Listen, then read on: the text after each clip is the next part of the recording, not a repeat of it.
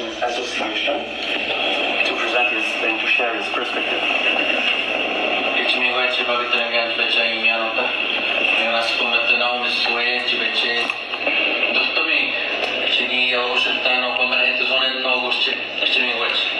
My name is Shannin Metatawabin, Chief Executive. I'm one of 370 million Indigenous people in the world.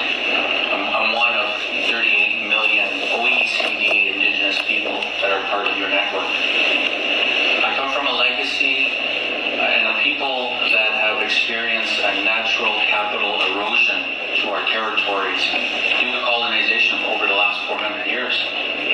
I come from a people that have a legacy of colonization that has excluded us from the economic ecosystem, that has created deep trauma and social inequity. Now is the time to change all that. Now is the time to reconcile. Now is the time to be inclusive of Indigenous people, to be part of the economic ecosystem, and to share in the prosperity of all nations. As was discussed in the workshop that followed the global thematic report launched in July of this year, it's important to develop a long-lasting mechanism to ensure that the report has life beyond today. The Canadian Indigenous leaders gathered today believe that the OECD must convene a special body of Indigenous leaders and practitioners with a focus on ensuring relevant Indigenous perspective are embedded in the work of all OECD directors. We propose that the OECD host a platform for research and tools supporting Indigenous economic development, driven by Indigenous leaders and practitioners, that would allow for the sharing, the review, enhancement of good and leading practices to drive Indigenous economic development.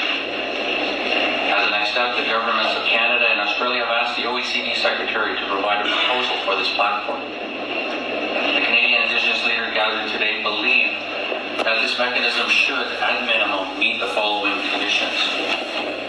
It needs to be led by a special body of Indigenous leaders. Indigenous communities must maintain the ownership and control and access and possession of the data that they share through the platform. Allow the ease and use of access by Indigenous people. Ensure the platform is accessible by Indigenous youth. Focus on delivering benefits directly to Indigenous communities and people. And it should measure the implementation of this overall plan and allow for a face-to-face dialogue. This special body and platform will build on the momentum of this project and support the ideals of the United Declarations on the Rights of Indigenous People, specifically Article 5, that Indigenous people must have the right to maintain and strengthen their distinct political, legal, economic, social, and cultural institutions, while retaining the right to participate fully, so that if they so choose, in the political, economic, and social culture of the life of the state. I represent a network of 59 Indigenous financial institutions that provide loans to Indigenous peoples. And in the past 35 years that they've been doing this work, they started with $240 million and recycled it 15 times to provide $2.7 billion in lending to 48,000 loans.